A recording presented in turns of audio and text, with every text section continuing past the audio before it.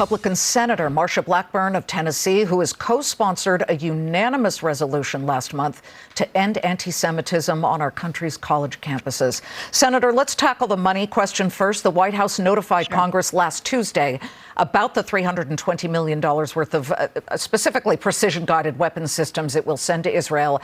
And now the House has voted to advance that $14.5 billion in military aid to Israel. Do you see that number as adequate, too much, too little? What we know is that the IDF will tell us what they need. Israel will tell us what they need. They've been very specific. And because of that, and because you've got this $320 million package, you've got the $14.5 billion package, these things need to go immediately. And we need to make certain Israel has what they need to defend themselves, to fight this war, and to eradicate Hamas from the face of the earth. Your cohort, your colleague in the Senate, Lindsey Graham, has said that it probably won't pass because it doesn't include, I'm talking about the $14.5 billion that the House was able to pass, because it does not include Ukraine. He feels it's very important to include Ukraine in a funding package because the enemies are very similar. Russia, if you don't send a message to Russia, he would argue, then Taiwan is next. Those are his words. China will invade Taiwan. Obviously, Hamas is a terror group, so Israel needs to be handled as well. Where do you stand on allowing a package that would include both Ukraine and Israel? Liz, I think we need to send Israel immediately. As I said, Israel is very specific in their needs. Then let's take up Ukraine and the border funding. Of course, that needs to be addressed. We have got to have some transparency around the funding for Ukraine. No one wants Vladimir Putin to win. We want to make certain that Ukraine has what they need.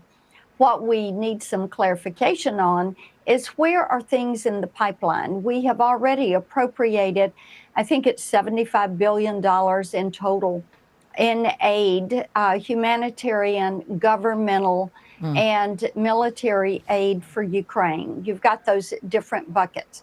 So let's do this. Let's get in there and see what is in process. Where is all the humanitarian aid?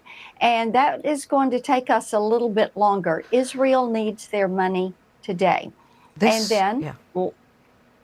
I was just going to say that this war, so far away, is causing such divisiveness here in America.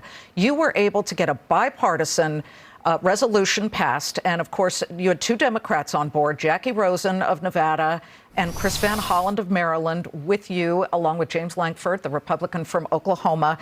And it's a resolution, and it decries anti-Semitism at universities. But since then, we have watched as students have been arrested for violently threatening or attacking Jewish students. I mean, just the other day, a UMass Amherst student spit on an Israeli flag and then punched a Jewish student in the face at an event. And I believe the event was for one of those Bring Home the Hostages events. I mean, this is an event saying hostages need to come home, American hostages, not to mention what was going on in Cornell with the student, Patrick Day, who was arrested for posting threats, allegedly posting threats about slitting Jewish students' throats at Cornell. Now, that's a federal case that he now faces. How did we get here, and how do you put teeth into your resolution without extinguishing free speech? And what we have to be certain is that these students realize when they are saying pro-Hamas, they are saying pro-terrorist. And it is inconceivable that this soon after 9/11 occurred on U.S. soil, that you would have professors in universities, that you would have college campuses allowing this. And Liz, as you well know, the U.S. recognizes Hamas as a terrorist organization. That is their official recognition. And the fact that universities would allow this is just unbelievable. It's so disturbing. And it's why we have a piece of legislation also that would deport students who are on visas, who have participated in pro-Hamas rallies. Also, these college campuses that are allowing this, it would cut their federal funding. That's another piece of legislation. Senator Tim Scott has that. And the resolution that Senator Rosen and I passed, and it was unanimous in the U.S. Senate. Excellent. We did this and to send that message to the college campuses that this anti-Semitic activity is not going to be tolerated. We are watching, we're paying attention to this.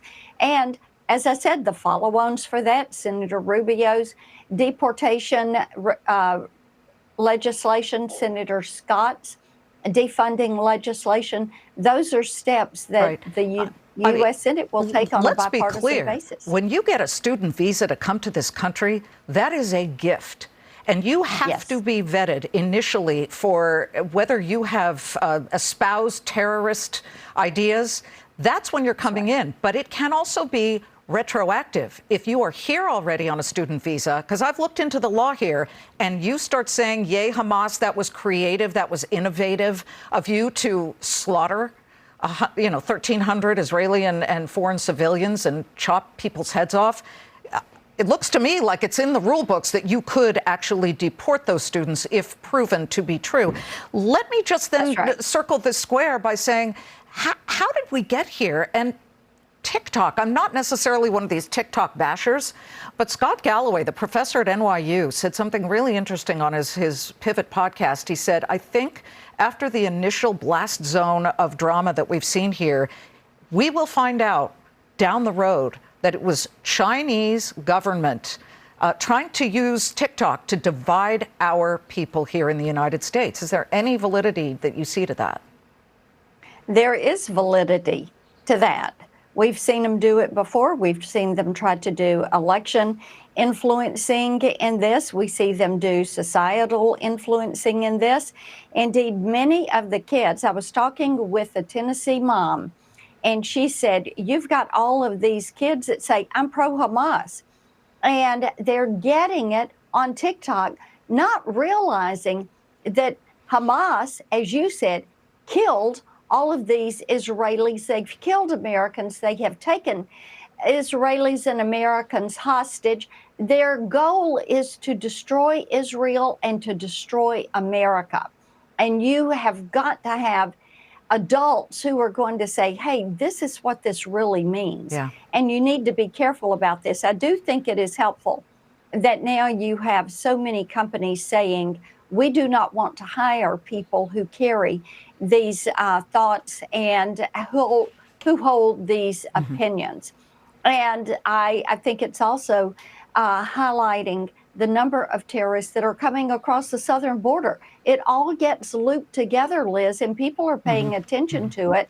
And you've got these young people that are out here basically cheering for the wrong side. Well, it's horrifying, but, shame on Columbia president and University of Pennsylvania, Harvard, for not understanding what's going on. They're supposed to be the adults in the room. Senator Blackburn, thank you very much for joining us. Thank you.